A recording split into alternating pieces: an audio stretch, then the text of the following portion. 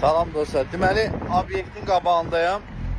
Gördüm ki, bir dənə dəmir belə gedir. Mən də elə bilirəm, şlanqband. Daydı mən ağaca görə qoyublar bu dəmiri.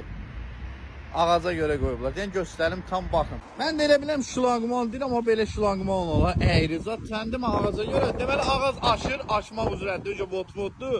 Deyirəm, ben niyə bunu düzəltmirsiniz, niyə kəsmirsiniz? Mənə qayıdıb deyirlər ki, bəs şeydir, adı nədir? Bütün adiyyəti qurumlara, Xətai İcra Hakimiyyətinə, Bakı Şəhər İcra Hakimiyyətinə, Yaşıllaşdırma İdarəsinə, Fövqəladə Hallara, nə bilim Xətai JEK-nə məlumat vermişik, amma ki, deyirlər olmaz. Niyə olmaz? Və deyirlər ki, açsın, ondan sonra gəlib şey eləyərik. Bu açsa, bu düşür obyektin başına. Bu necə olacaq? Və yaxud maşın da var burada, maşına. Onda necə olacaq? Bu yaxşı.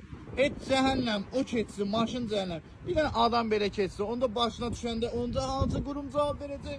Mənə çox maraqlıdır.